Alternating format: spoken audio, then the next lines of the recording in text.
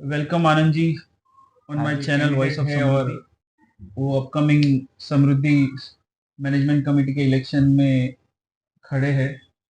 सो हम उनकी राय जानना चाहेंगे कि वो क्या चाहते हैं कि कैसा मैनेजमेंट कमेटी होना चाहिए और उनका अब तक का एक्सपीरियंस कैसे रहा।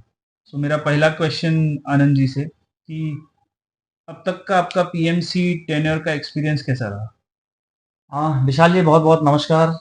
बहुत बहुत धन्यवाद, आपने मुझे इस काबिल समझा कि आपसे मेरा इंटरव्यू करना चाहिए और आपके चैनल के माध्यम से हो सकता है कि मेरी आवाज़ समृद्धि के हर एक पर्सन तक जाए। और आप लोगों ने, मैं आपके क्वेश्चन का आंसर करने से पहले मैं आप लोगों के लिए दो शब्द कहना चाहता हूँ कि भाई, ऐसा कहा जाता है कि जितना आपकी सराहना की जाए शब्दों में वो कम पड़ रहे हैं कि आप लोगों ने जिस तरह से हर एक काम में इतना एनर्जी लेकर के आते हो और इस काम को भी करने के लिए आपने वॉइस ऑफ समृद्धि के नाम से जो चीजें डेवलप की हैं, इसके लिए भाई पूरे टीम को मेरी तरफ से पूरी बधाई है आप लोगों को। और ये एक बहुत ही यूनिक और अलग तरह का कॉन्सेप्ट है। मैं कम से कम 3 से 4 सोसाइटीज के इलेक्शन को बहुत नजदीक से देखा हूँ और फील भी किया हूँ। काफी सारे इलेक्शन को किया हूँ, मुझे मतलब एक ऐसा फीलिंग आ रहा है कि मैं कॉर्पोरेटर के इलेक्शन का जैसा माहौल हो गया है और आप लोगों ने उसमें बहुत ही जान डाल दी है, ऐसा लग रहा है। थैंक यू, तो thanks for the kind words. Then अब फिर आपके क्वेश्चन पे आते हैं। तो आपका पीएमसी का जो टेन्योर था वो कैसा रहा। विशाल जी, टीएमसी का जो टेनओवर था, मैं कह सकता हूँ कि मेरे लिए बहुत कुछ पहले भी मैं कमेटी को हैंडल कर चुका था, काफी मेरे पास एक्सपीरियंस था। लेकिन यहाँ काम करने का जो मतलब एक्सपीरियंस था वो थोड़ा डिफरेंट था। यहाँ चैलेंजेस था कि साइज बहुत बड़ी लार्ज थी और साइज लार्ज होने में, काम करने में, लोगों को समझने में, इन सब सारी चीजों में बहुत ही डिफिकल्ट हुआ। और ये जो फेस था पीएमसी का, वो टेक ओवर, हैंड ओवर, बहुत सारी चीजें नई थी जिससे लेने के लिए ये किया। तो यहाँ मैं एक अच्छी तरह से कह सकता हूँ, थोड़ा सा ट्यूनिंग की भी, पीएमसी टीम के अंदर भी ट्यूनिंग का थोड़ा बहुत बड़ा प्रॉब्लम था, जिसकी वजह से हम ये कह सकते हैं कि हमने जितना हमारा सो योगदान थैंक होना यू चाहिए था फॉर वो योर नहीं हुआ। Sharing your experience. सो अभी ये आने वाला इलेक्शंस है, ओके, तो आपको इतना वास्ट एक्सपीरियंस है और आपने इसके पहले भी ऑफिस बेरर का पोस्ट आपने खुद मैनेज किया हुआ है दूसरी सोसाइटी में। तो आपके हिसाब से जो एरिया अपना इतना बड़ा वास्ट है, 628 फ्लैट, तो आपके हिसाब से अपकमिंग मैनेजमेंट कमेटी में कैसे मेंबर्स होने चाहिए सो अपनी इतनी बड़ी सोसाइटी को मैनेज कर पाए। विशाल, आपने ये बहुत ही अच्छा क्वेश्चन पूछा है मेरे से और रियली मैं इसका आंसर भी बहुत इंटरेस्ट से देना पसंद करूंगा।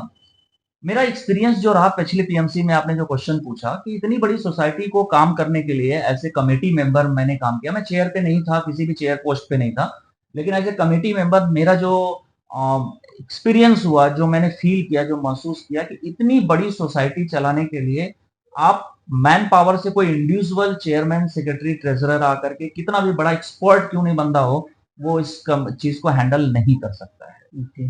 इस इतनी बड़ी सोसाइटी को चलाने के लिए यहाँ पे इतने सारे लोगों का प्रॉब्लम्स रहते हैं, इतनी सारी अलग अलग तरह की समस्याएं होती हैं, अलग अलग तरह के विचारधाराएं होते हैं। कोई दिन में काम करता है, कोई रात में काम करता है, लोगों के आने जाने का टाइमिंग डिफरेंट है। बहुत सारे चैलेंजेस हैं। आपको चैलेंजेस की लिस्ट निकालोगे तो मेंबर से ज्यादा लिस्ट हो जाएगी चैलेंजेस के। तो इसमें क्या करना है कि अपने आप को ऑटोमेशन में जाना पड़ेगा। ओके। आपको अपनी सारी, बहुत सारी चीजें जो है ऑटोमेटिक चीजों पे लाना पड़ेगा। जैसे मैं ओके। आपको एग्जांपल देता हूँ कि अगर अगर हमें हाउस कीपिंग का अगर हैंडल करना है, तो हाउस कीपिंग के लिए हमारे पास, हमारे कचरा हमारा घर का नहीं उठा। आज की डेट में क्या होता है कि हमारा कचरा अगर घर से नहीं उठा तो आप क्या करते हो? मैं आपसे प्रश्न पूछता हूँ कि आप क्या करते हो? हाँ, तो जनरली मैं जो व्हाट्सएप ग्रुप को फॉलो करता हूँ, मेरा रेसिडेंस और इंडिविजुअल, तो हम उस व्हाट्सएप ग्रुप में डालते हैं।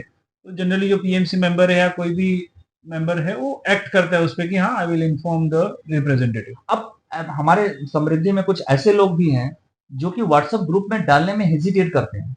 वो ओके। कहते हैं कि मैं कैसे कचरे का फोटो निकाल करके डालूं कि मेरे कचरा कलेक्ट नहीं हुआ है। ओके। बहुत सारे ऐसे लोग हैं जो कि वन टू वन मेरे को मैसेज करते हैं कि सर, मेरे घर में थोड़ा सा प्रॉब्लम हो गई, कचरे नहीं उठाए, प्लीज कोई हेल्प कर दो, ऐसा करके। ओके। हाँ, और वो कहते हुए कभी कभी तो मेरे बहुत सारे पर्सनल है, मैं नाम लेकर के भी आपको मिला सकता हूँ, बात करा सकता हूँ, क्योंकि रेजिडेंट्स हैं, हम लोग आपस में बात करते हैं, उनके भी व्यूज हमने सुने। उनका कहना होता है कि मुझे आपको कॉल करने में या किसी को, पीएमसी मेंबर को टैग करने में बहुत डिफिकल्ट होता है कि भाई मैं कैसे कहूं कि आप मेरा घर का कचरा सफाई नहीं हुआ है। और आप मेरा कचरा साफ कर दो। Okay. इसका सॉल्यूशन आपके पास क्या है? Okay. मतलब मैं जहां तक मुझे पता है, ओके, तो आइडियली कैसा होता है कि we have a process, okay, हम ऑलरेडी कुछ चीजें टेक्नोलॉजी वाइज भी यूज कर रहे हैं, जैसे वो नो यस, ब्रोकर हुड है, आपकी बात तो को मैंने उसको एनहांस किया है वो एप्लीकेशंस को, तो मुझे पता है, इसीलिए मैं आंसर कर पा रहा हूँ कि वो एप्लीकेशन में इतने फीचर्स है कि हम उसको यूज कर सकते हैं, तो आइडियली हमको यूज करना चाहिए एज अ तो मेंबर। जो जो हमारी आपने बहुत ही बेहतरीन बात बोली कि हमारे हम लोग एक यूज करते हैं व्हाट्सएप ग्रुप के अलावा भी हम लोग एक ऐप यूज करते हैं, नो ब्रोकरहुड का ऐप यूज करते हैं। वहां पे ये फीचर्स है कि अगर आपके घर में कोई कचरा नहीं उठा है, आपका कोई प्रॉब्लम है, कोई भी चीज है, तो वहां से आप टिकट रेज कर सकते हो। यस। और वो टिकट अगर रेज हो गया, एक बार वन टाइम रेज हो गया, तो जब तक उसका सोल्यूशन नहीं आ जाएगा वो टिकट बंद नहीं होगा।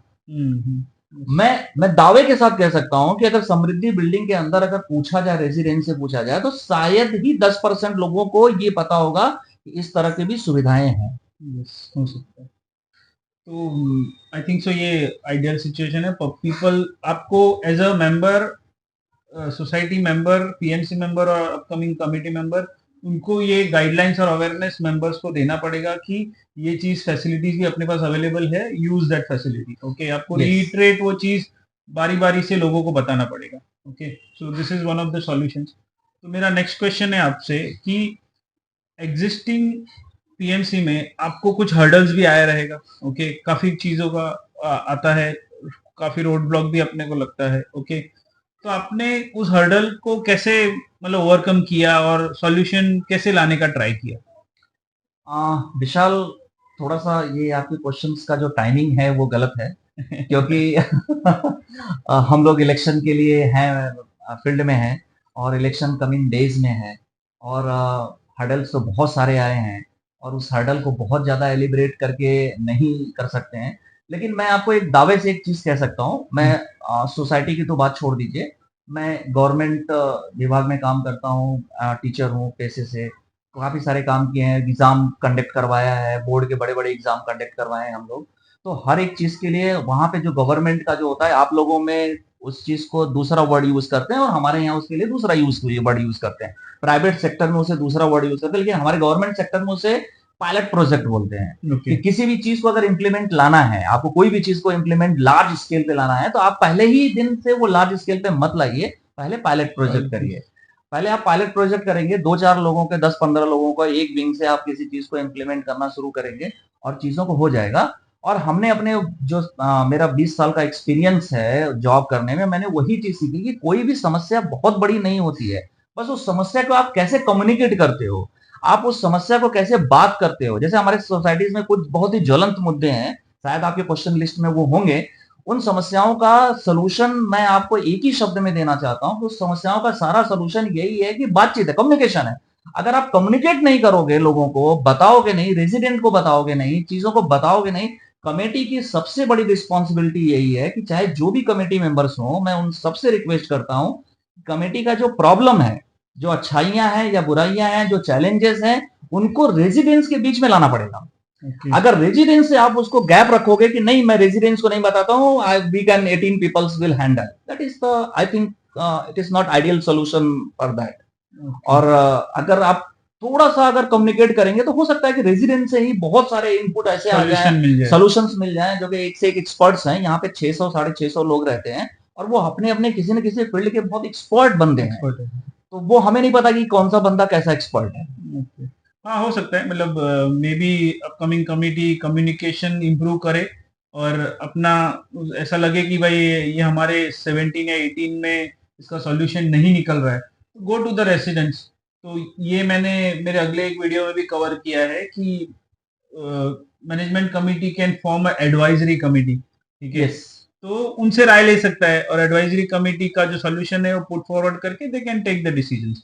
तो क्या रहेगा, सिंक में रहेगा कि रेसिडेंट से क्या डिस्कस हुआ, इनपुट्स आया, and then that's only we are following.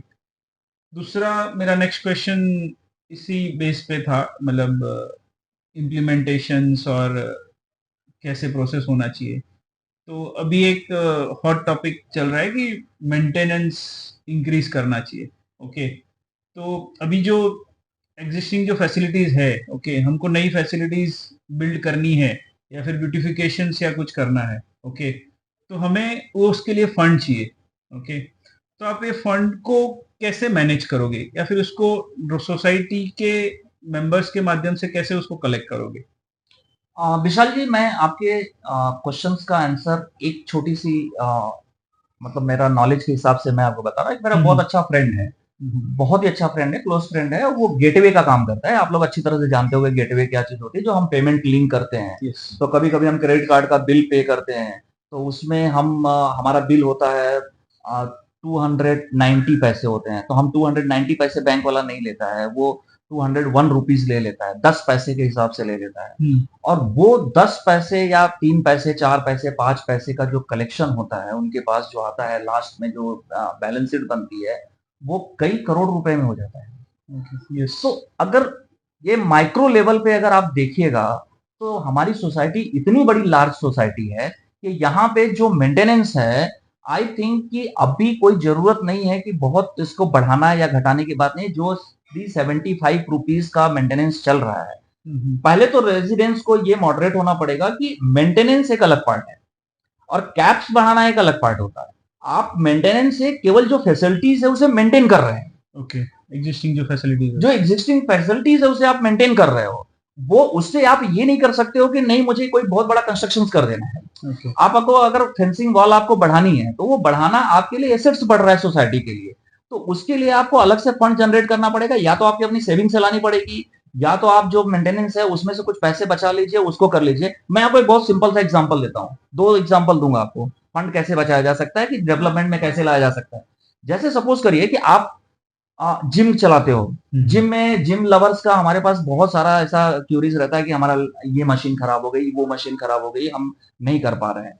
मैं कहता हूं कि हम लोगों ने जब भी क्लब हाउस का मेंबरशिप लिया था, तो हमसे बिल्डर लाखों रुपए चार्ज किया था। yes, yes, लेकिन हमारे साथ रेंट पे भी फ्लैट्स बहुत सारे हैं, तो उनके ओनर ने तो पे किया हुआ है, लेकिन रेंटल्स तो उसको पे नहीं किए हैं, लेकिन they are enjoying the facilities. हमें ये नहीं मैं कह रहा हूँ कि उसमें जाना है। तो हर एक सोसाइटीज में, मैंने बहुत सारे सोसाइटीज में देखा है कि एक कुछ नॉमिनल चार्जेस करते हैं उसके लिए, जिम में जाने के लिए। अगर वहां पे हम बायोमेट्रिक्स लगा दें, और मैं कहता हूँ कि 200 रुपए ही आप महीने का लगा दीजिए, और 200 या 300 रुपए लगा दीजिए। आप मुझे बताइए कि नियर बाइट कौन सा ऐसा जिम होगा जहां पे 200 रुपए महीने के लिए कोई जिम जाएगा। और उस 200 रुपीज से अगर 100 लोग जाते हैं, तो वो अमाउंट बड़ा हो जाता है। आप उससे अपना मेंटेनेंस, जिम का मेंटेनेंस का जो इंस्ट्रूमेंट्स है उसको आप बढ़ा सकते हो, चीजों को कलेक्ट कर सकते हो, आपके पास फंडिंग बढ़ना शुरू हो गया। दूसरा मैं एग्जांपल देना चाहता हूं कि जैसे हमारे पास आप चले जाइए दिन के टाइम में, आप 2 बजे के आसपास चले जाइए, P2 पे चले जाइए, P1 पे चले जाइए, ग्राउंड फ्लोर पे चले जाइए, आपको ट्यूबलाइट जलती हुई मिलेगी। मिलती कि नहीं मिलती है? आप एग्री हो इस बात को? नहीं हो? मैं कह रहा हूँ, छोटा सा काम कह रहा हूँ कि अगर उसमें एक सेंसर लगा दिया जाए, ट्यूबलाइट्स के साथ अगर एक सेंसर लगा दीजिए। आज हमारे सोसाइटी का जो मेंटेनेंस बिल है वो 7.5 से 8 लाख रुपए महीने का आता है। अगर हम सेंसर लगा देते हैं, तो अगर हमें 40,000 रुपए का भी सेविंग होता है, 40,000 रुपीज, मैं ज्यादा नहीं बोल रहा हूँ, 40-50,000 रुपीज भी सेविंग हो रही है। उस सेविंग को अगर हम सोलर पैनल में लगा दें, तो एटलीस्ट अगर मैं नेटिव प्लेस में मैंने अपने जाकर के सोलर पैनल लगवाया है, वहां पे 80,000 रुपीज में सोलर पैनल लगाया है, और करीब करीब 1.5 किलो वाट की एनर्जी मेरे पास जनरेट हो रही है। और उससे मेरा रूरल एरिया में जहां पे कभी लाइट का बहुत प्रॉब्लम होता है, वो प्रॉब्लम सॉर्ट आउट हो गया। तो अगर टेरिस पे हमारी लाइट जो जलती है, आप भी जानते हो कि हमें लाइट शाम से लेकर के रात को 12 बजे तक जलती है, उसके बाद लाइट बंद हो जाती है, 1-2 ट्यूबलाइट जलती है। तो अगर हम इतना भी लाइट अगर एनर्जी अगर सोलर से हम यूज करना शुरू कर दें, स्टेप बाय स्टेप अगर करना शुरू कर दें, तो शायद ये हमारे लिए बहुत बड़ी चीज नहीं है। उसी मेंटेनेंस में हम हाई क्लास फैसिलिटीज ले सकते हैं। हाँ, ये आई थिंक ये काफी अच्छा सजेशन है, और मैंने कुछ रेसिडेंट से भी ये सुना है कि सोलर पैनल फंड जनरेट करो। एक ये चीज था, और व्हीकल का प्रॉपर मैनेजमेंट, और जो पार्किंग सिस्टम से हमने ऑलरेडी जो एसजीएम में पास हुआ हाँ, तो उससे भी फंड जनरेट कर सकते हैं। और उससे हम ये सोलर पैनल डाल के उससे काफी सेविंग कर सकते हैं। तो हमारा मेंटेनेंस बचेगा, तो डेफिनेटली हम वो कॉस्ट है वो दूसरी जगह पे यूज कर सकते हैं। Okay, that's quite fair, but मेरे को आपसे एक कमिटमेंट चाहिए, जो आपने सजेशन दिया उस पे ही। तो आप इलेक्ट हुए और अपकमिंग मैनेजमेंट कमिटी में आए, तो मेक श्योर कि ये जो आपने फंड जनरेशन का हमें आइडिया दिया है उसको आप इम्प्लीमेंट करो, और दूसरे मेंबर्स को विशाल जी मैं आपको रोक रहा हूँ बीच में। मैं पिछली बार भी कमेटी में था, तो हम लोगों ने काफी, मैं इसको आइडियाज को दिया था ओके और ओके ये आइडियाज को हम लोगों ने इम्प्लीमेंट भी किया था। ओके अब मैं वो नाम नहीं लेना चाहता हूँ, लेकिन बट सोसाइटी का 8-9 लाख रुपए मैंने सेव करवाया था। ओके 8 8 एंड 9 लाख, आप उस चीज को बहुत अच्छी तरह से आप यस जानते हो कि मैंने उसको सेव करवाया था। दूसरी चीज कि अभी इलेक्शन है, अभी रिजल्ट क्या आने वाला है मुझे नहीं पता है। अपनी तरफ से सब लोग मेहनत कर रहे हैं, हर कैंडिडेट जो है विनिंग कैंडिडेट ही है। हाँ बाकी अगर मैं आऊं या नहीं आऊं, लेकिन समृद्धि में तो मुझे रहना है। हाँ तो मुझे जितने भी कैंडिडेट्स आ रहे हैं उन सारे से यही रिक्वेस्ट है कि हमें सारी चीजें एक तरफ छोड़ करके समृद्धि के डेवलपमेंट को सेक्रीफाइस नहीं करना चाहिए। सेक्रीफाइस हमें और चीजों पे कर सकते हैं, लेकिन डेवलपमेंट होना चाहिए। समृद्धि रहेगी तभी हमारा नाम है। Okay thank you. और एक मेरा लास्ट सजेशन था, अपकमिंग मतलब अब तक जो भी पीएमसी मीटिंग्स हुआ, ओके, फ्रॉम द जो पीएमसी मेंबर्स थे उनका भी मैंने काफी फीडबैक लिया है, और ऑफिस बेरर का भी कुछ हद तक मैंने फीडबैक लिया है। तो मैं चाहता हूँ कि सॉल्यूशन ओरिएंटेड मीटिंग्स हो, ना कि जस्ट डिस्कशन कि भाई इसका क्या करे उसका क्या करे। सॉल्यूशन ओरिएंटेड मीटिंग रहेगा तो डेफिनेटली वो एक प्रोसेस डेवलप होगा और लोगों को काम करने का मौका मिलेगा। जो है 8 मेंबर्स जो इलेक्ट होंगे 17 18, तो they also feel intact with their interest, और उसी की वजह से वो खड़े हुए हैं और जीत के आए हैं। तो that's what my suggestion to the upcoming management committee.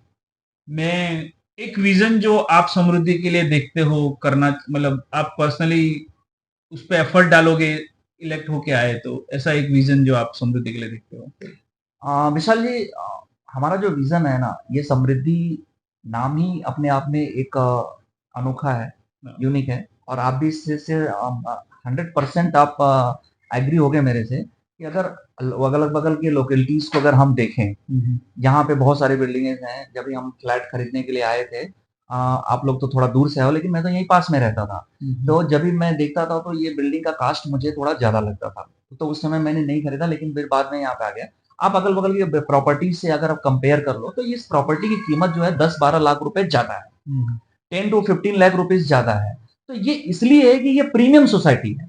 Yes ये this is the premium society. आप प्रीमियम सोसाइटी को प्रीमियम सोसाइटी की तरह आपको रखना पड़ेगा, यस आपको उसके हिसाब से मेंटेन करना पड़ेगा, आपको उसके हिसाब से ही चीजों को डेवलप करनी पड़ेगी। ये कमिंग कमेटी के लिए बहुत बड़ा चैलेंज है।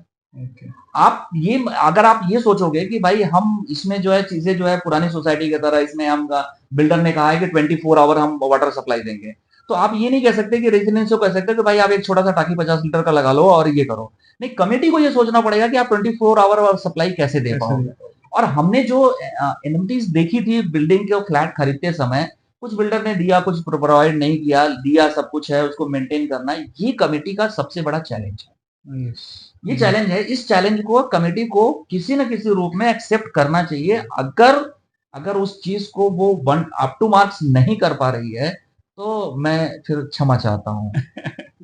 ओके, एनी मैसेज आप एज अ कैंडिडेट रेसिडेंट्स को देना चाहो? यस, काफी सारे लोगों के मैनिफेस्टोस आए हुए हैं, कैंडिडेट्स को आए हुए हैं, वहां पे सारी बातें हो रही हैं। मैं आपसे सभी इस वीडियो के माध्यम से मैं आप सबसे यही पूछना चाहता हूँ कि आप एक बात बताओ कि जैसे हम जाते हैं यहाँ से, अगर दुबई गए हम घूमने के लिए, तो हम क्या जा करके देखते हैं? वहाँ की गंदगी देखते हैं, वहाँ के एसटीपी प्लांट देखते हैं, ये सब तो हम नहीं देखते हैं। हम क्या देखते हैं? उनका उनके अपीयरेंस कैसे हैं। तो अगर हमारे यहाँ भी अगर सोसाइटी में कोई गेस्ट आता है ना, तो हमें क्या दिखता है कि सोसाइटी में रहने के लिए हम रहते हैं, रोज एक दूसरे से झगड़ेंगे, बात करेंगे, सब चीजें करेंगे, लेकिन हमारे जो कॉमन अपीयरेंस है ना, वो थोड़ी अच्छी होनी चाहिए, जिससे कि लोगों को ये लग सके कि हाँ, this is the good society and how to people. जैसे हमारे यहाँ अगर कोई गेस्ट आता है, तो मैं तो वही यूज टू हूँ करने के लिए कि हम सबसे पहले अगर घर में आया, घर में रुकते हैं, फिर उसके बाद सीधा उसको टेरिस पे लेके जाते हैं। जब वो टेरिस पे जाता है तो इतना गुड फील करता है, वो बोलता है सारी चीजें भूल जाता है।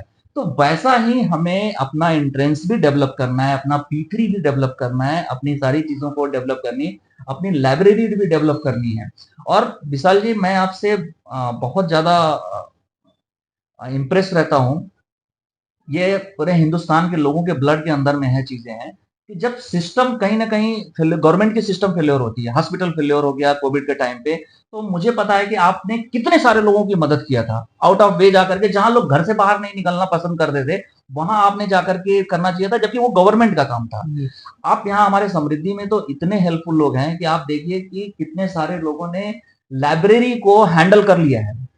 लाइब्रेरी एक ऐसी जगह है जहां पे कि रेयर टू रेयर लोग जाते हैं, लेकिन हमारे ही लोग हैं कि जो ना उसको पीएमसी ने हैंडल किया, ना किसी कमेटी ने किया, ना किसी ने किया, ना बिल्डर ने किया, बस जगह दे दिया। लेकिन उस लाइब्रेरी को एक बेहतरीन लाइब्रेरी बनाने के लिए रेजिडेंट्स आगे आ गए। Yes.